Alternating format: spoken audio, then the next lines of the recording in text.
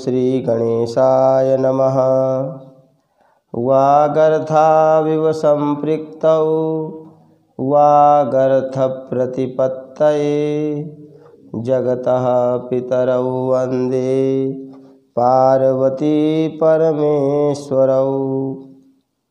श्रीमद्भागवत महापुराण सप्तम स्कंध 14वां अध्याय गृहस्थ संबंधी सदाचार। ओम नमो भगवते वासुदेवाय। युधिष्ठिर उवाच गृहस्थ एतां पदवीं विधिना येन चाञ्जसा याति देवऋषे ब्रूहि मादृशो गृहमूढ़धीः। राजा युधिष्ठिर ने पूछा, देवर्षि नारद जी, मेरे जैसा गृहासक्त गृहस्थ बिना विशेष परिश्रम के इस पद को किस साधन से प्राप्त कर सकता है? आप कृपा करके मुझे बतलाइए। नारद जी ने कहा, युधिष्ठिर, मनुष्य गृहस्थाश्रम में रहे और गृहस्थ धर्म के अनुसार सब काम करे, परंतु उन्हें भगवान के प्रति समर्पित कर दे और बड़े बड़े संत महात्माओं की सेवा भी करे। अवकाश के अनुसार विरक्त पुरुषों में निवास करे और बार बार श्रद्धा पूर्वक भगवान के अवतारों की लीला सुधा का पान करता रहे। जैसे स्वप्न टूट जाने पर मनुष्य स्वप्न के संबंधियों से आसक्त नहीं रहता, वैसे ही ज्यों ज्यों सत्संग के द्वारा बुद्धि शुद्ध हो तो त्यों त्यों ही शरीर, स्त्री, पुत्र, धन आदि की आसक्ति स्वयं छोड़ता चले, क्योंकि एक न एक दिन ये छूटने वाले ही हैं। बुद्धिमान पुरुष को आवश्यकता के अनुसार ही घर और शरीर की सेवा करनी चाहिए, अधिक नहीं। भीतर से विरक्त रहे और बाहर से रागी के समान लोगों में साधारण मनुष्यों जैसा ही व्यवहार करे। माता पिता, भाई बंधु, पुत्र मित्र, जाति वाले और दूसरे जो कुछ कहें अथवा जो कुछ चाहें, भीतर से ममता न रखकर उनका अनुमोदन कर दें। बुद्धिमान पुरुष वर्षा आदि के द्वारा होने वाले अन्नादि, पृथ्वी से उत्पन्न होने वाले सुवर्ण आदि, अकस्मात प्राप्त होने वाले द्रव्य आदि तथा और सब प्रकार के धन भगवान के ही दिए हुए हैं, ऐसा समझकर प्रारब्ध के अनुसार उनका उपभोग करता हुआ संचय न करे।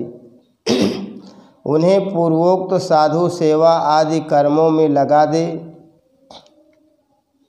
मनुष्यों का अधिकार केवल उतने ही धन पर है जितने से उनकी भूख मिट जाए। इससे अधिक संपत्ति को जो अपनी मानता है वह चोर है, उसे दंड मिलना चाहिए। हरिण, ऊंट, गधा, बंदर, चूहा, सरीसृप, रेंग कर चलने वाले प्राणी, पक्षी और मक्खी आदि को अपने पुत्र के समान ही समझें। उनमें और पुत्रों में अंतर ही कितना है। गृहस्थ मनुष्यों को भी धर्म, अर्थ और काम के लिए बहुत कष्ट नहीं उठाना चाहिए, बल्कि देश, काल और प्रारब्ध के अनुसार जो कुछ मिल जाए उसी से संतोष करना चाहिए। अपनी समस्त भोग सामग्रियों को कुत्ते, पतित और चांडाल पर्यंत सब प्राणियों को यथा योग्य बांट कर ही अपने काम में लाना चाहिए। और तो क्या, अपनी स्त्री को भी, जिसे मनुष्य समझता है कि यह मेरी है, अतिथि आदि की निर्दोष सेवा में नियुक्त रखे। लोग स्त्री के लिए अपने प्राण तक दे डालते हैं, यहाँ तक कि अपने माँ बाप और गुरु को भी मार डालते हैं। उस स्त्री पर से जिसने अपनी ममता हटा ली, उसने स्वयं नित्य विजयी भगवान पर भी विजय प्राप्त कर ली। यह शरीर अंत में कीड़े विष्ठा या राख की ढेरी होकर रहेगा। कहाँ तो यह तुच्छ शरीर और इसके लिए जिसमें आसक्ति होती है वह स्त्री, और कहाँ अपनी महिमा से आकाश को भी ढक रखने वाला अनंत आत्मा।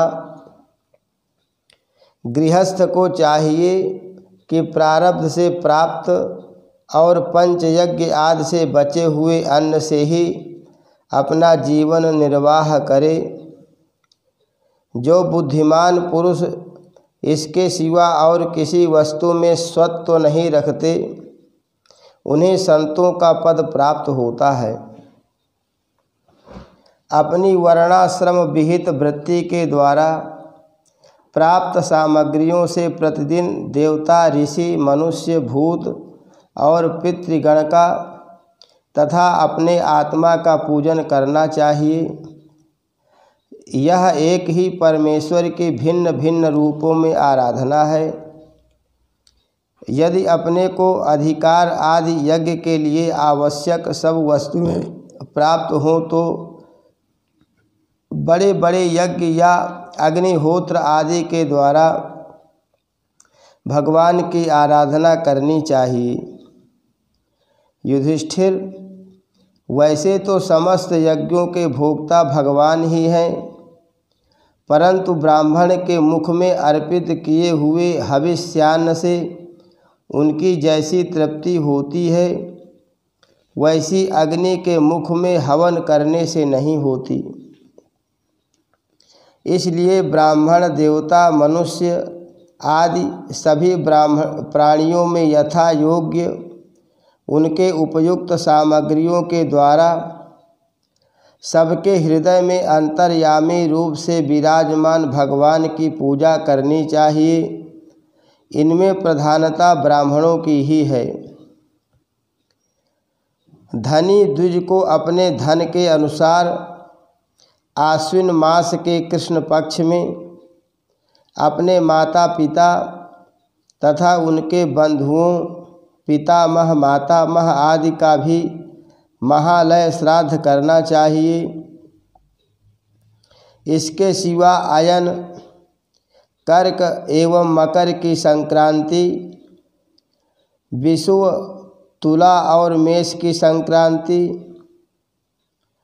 व्यतिपात, दिनक्षय, चंद्रग्रहण या सूर्य ग्रहण के समय, द्वादशी के दिन, श्रवण, धनिष्ठा और अनुराधा नक्षत्रों में, वैशाख शुक्ला तृतीया, अक्षय तृतीया, कार्तिक शुक्ला नवमी, अक्षय नवमी, अगहन, पौष, माघ और फाल्गुन, इन 4 महीनों की कृष्णाष्टमी, माघ शुक्ल का सप्तमी, माघ की मघा नक्षत्र से युक्त पूर्णिमा और प्रत्येक महीने की वह पूर्णिमा जो अपने मास नक्षत्र चित्रा, विशाखा, ज्येष्ठा आदि से युक्त हो, चाहे चंद्रमा पूर्ण हो या अपूर्ण।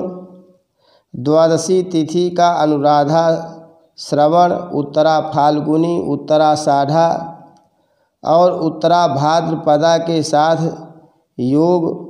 एकादशी तिथि का तीनों उत्तरा नक्षत्रों से योग अथवा जन्म नक्षत्र या श्रवण नक्षत्र से योग। ये सारे समय पितृगणों का श्राद्ध करने योग्य एवं श्रेष्ठ हैं। ये योग केवल श्राद्ध के लिए ही नहीं, सभी पुण्य कर्मों के लिए उपयोगी हैं।